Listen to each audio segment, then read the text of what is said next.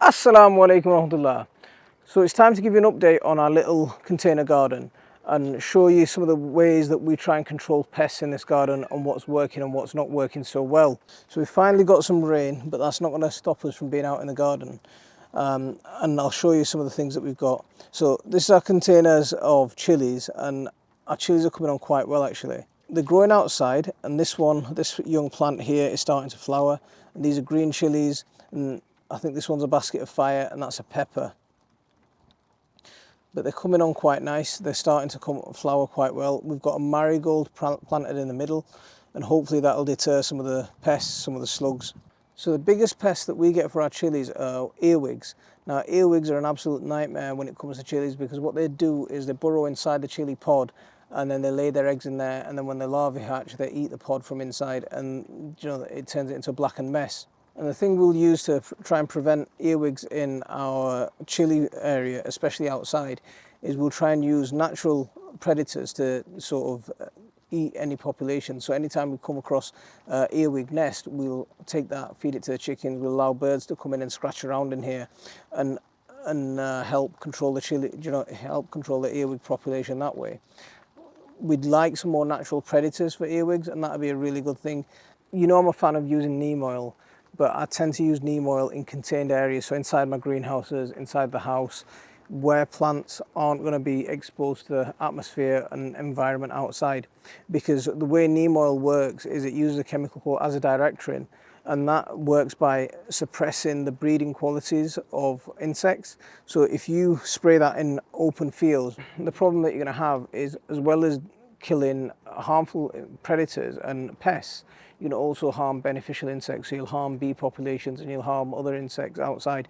So don't use neem oil outside. That's one of the things that I always rely on. Indoors, yes, wild insects from all over the place aren't necessarily coming into your greenhouse or in confined spaces as much. So I do tend to use them in there, but I don't tend to use it outside. So for our chilies, we are looking for more natural predators. Our coriander's come on really good. It's given us a couple of harvests, and now you can see that's going ready for seed. We'll harvest the last lot, take it all out and plant again. I'm not quite ready to let that all go to seed and harvest seeds yet from this container, because I want another container, another couple of harvests from coriander from here. So our carrots are coming on really nicely actually. The poor germination has actually benefited us quite well, because it's automatically spaced out our carrots for us, and they're growing quite well. Now the biggest pest for carrots in the UK is carrot fly, and what carrot fly do is they lay their eggs. I mean, carrot fly come along, they fly about a foot above ground level, 2 foot above ground level. So normally what you'll see is if people grow carrots outside, they'll net them, and they'll net them with a low net, and that acts as a barrier protection for carrots and against carrot root fly. Now raising them in these high containers, or in some people even go for higher beds. Shout out to little Lisa, who's successfully grown carrots in a high bed. Congratulations, really job well done. Our carrots in these containers, that because they are about 1.5 foot off the ground, they do quite well. Now back here you can see I've got another box that's covered with plastic, and the sad thing is with this rain is you need to get it uncovered, because I want as much rain to end up in that container and water it for me. And this is one of the carrot boxes that I planted about 2 weeks ago. So far I've got no signs of life, but I suspect it's because it's been covered, it hasn't had a good water. So I'm going to allow that to properly soak in with rainwater today. You can see how dry it is. So once all that rainwater gets in, hopefully we'll get those carrots germinating really quickly and starting to produce plants for over winter. We've got one more container that we've harvested a load of chard and stuff from, so we're going to do some planting into there today. One problem that I've not been able to get over at the moment is beet leaf miner, and you can see the damage that they're doing to my beetroot over here. Now beet leaf miner, they affect beetroot, they affect chard, they affect similar plants, all of those plants from that family. So the thing that I rely on with controlling beet leaf miner at the moment is sort of a manual prevention. So we come in and we literally trim off the worst affected leaves, and yes, that's going to cause problems for the development of my beetroot, because they're not going to get enough energy from the plants. But what else can I do? I mean, I don't want to go for any chemical controls. or any unnatural chemical controls, should I say. Yeah, we'll literally just clean off all the nasty ones, or the worst affected ones. If you are harvesting beetroot leaf, remember beetroot leaf are edible, so if you wanted to, you could actually eat leaves straight from the beetroot plant. It's just like eating chard. Remember, chard and beetroot are very similar plants. One's been bred for the leaves and one's been bred for the root. They're not far away from harvesting baby beets, which I'm tempted to do, given the state of how bad some of these infestations of beet leaf miner are this year. So one thing to remember is the healthier the plant, the less susceptible to pest damage that they are. So I think because they've been quite stressful this year, we've been quite susceptible to a lot of pests. And especially that dry period has given us really bad aphid damage on a lot of our chili plants. Normally I'd rely on companion planting, just like that with onions and smelly plants, to detract from other pests. But beet leaf miner has been one that's got past me this year. So aphids were a problem earlier on, especially in June, because we didn't have rain for about 6 weeks. It was really calm, settled weather. We didn't have strong winds, but now we're getting a little bit of wind and we're getting rain. It's blowing those aphids away. So that's helping protect our plants from aphid attacks. Otherwise, just soapy water, ordinary soapy water would do to prevent aphid attacks. So all of these infected leaves will go into the chickens, and the chickens will eat all of this, and they'll eat all the pests that are inside here, so they won't spread to the rest of the garden. Of course, for celebration, we've got 3 apples on our apple tree in a pot. The cherry did flower and it looked like it was going to set with some cherry fruit, and we also had a few plums that set, but they've recently withered off, and I think it's that rain, that that dry period, that's done it. Our blueberry plant has set some really nice blueberry fruit. Actually, I think this is the best crop that we've ever had, so it's a really nice bumper harvest this year. But for some reason, something happened to this blueberry plant here, and it looks like its roots have been damaged. All the way from the roots, something's happened to it, and it's just all of a sudden died, which I'm really disappointed about.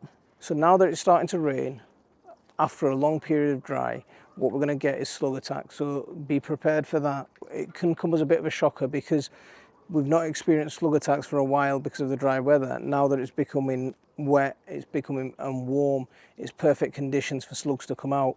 So slugs will come out and attack your young plants. So anything that needs protecting. What I've done with my squash in my main garden is I've put copper rings around them, and that seems to have been working really well. My courgettes, my squash that are ready to harvest, have not been attacked by slugs at all this year because of those copper rings. But remember, that could be a bit of false hope because of that dry period. So what I'm going to do is I'm going to get some wool slug pellets. I know, be careful of the blue slug pellets that are toxic. They're supposed to be banned, but I've seen some still on sale, so just be careful of those. You can get copper slug pellets, you can get wool slug pellets. Now, copper slug pellets give the slug a copper overdose, and it's not toxic to anything else, so that's one benefit of that. And woolen slug pellets, they work by performing a barrier, so they make it uncomfortable for the slug to walk over. So the woolen ones compared to the copper ones aren't as effective. I prefer the copper ones. If you remember in my What to Plant in January video, I planted a load of lettuces, and I'm going to plant lettuces out into here. So we're going to do a bit of transplanting. This weather that we're going to have over the next few days, a little bit of rain, is going to be gladly welcome, and it's going to really benefit us planting lettuces into here. So I'm just going to give this a little light dig over. So let's get these lettuce plants planted into this ground here.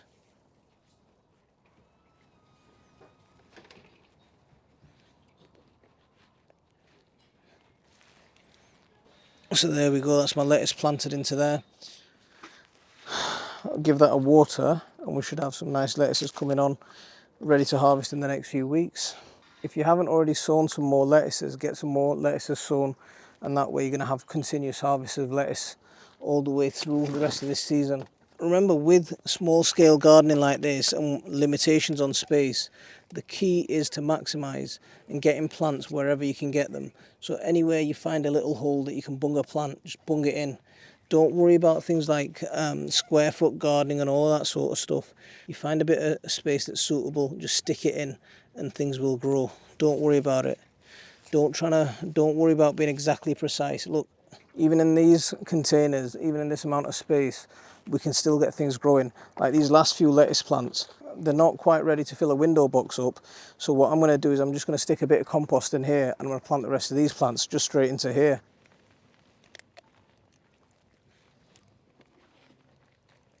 Even in that tiny box, these lettuces will grow and they'll grow to maturity, and I'll get a good harvest from that.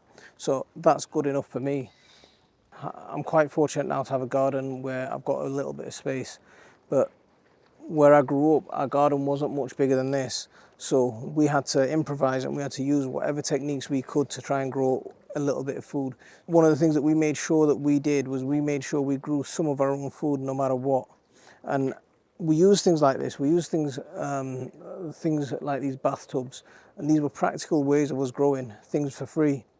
So my message to a lot of people will always be, regardless of how much space you've got, you can grow something. You can at least grow one thing to feed yourself.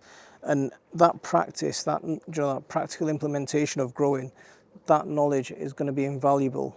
It really is, especially when the future looks so uncertain as it does now.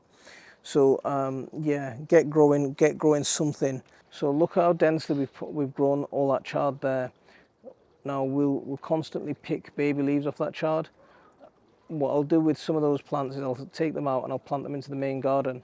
But you can keep them as small as that. As long as the soil's nutritious, you don't have to try and grow massive chard leaves. You can just go for a medium-sized, baby-sized chard leaves.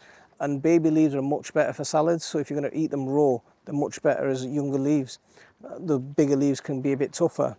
The reason that I keep the plastic covering over the carrot box is that's a perfect litter tray. There's been so many times that I've found, cat poo inside some of my containers. Now, I remember a few years ago when I did a video on growing carrots. Like now is one of the rare times that I'm messing about in the garden without gloves on.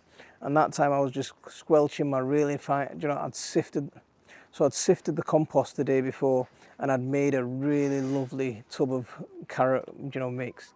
And I had no gloves on. I'm mixing the carrot mix with my hands and squelching it and showing the camera how nice this soil is. And then all of a sudden I feel something squishy and a smell, and you guessed it, yeah. So I'd squish some cat poo. So once it's got soaked with some rain, I want to make sure it gets covered so I don't get cats pooing in my carrot box again. So there you go. That's a little update on my container garden and how I try and limit pests, and some of the things that are working, some of the things that aren't working. And if you've got suggestions on how to control beet leaf miner, I'm all ears. So on that note, thanks for watching. Don't forget to hit that like and subscribe.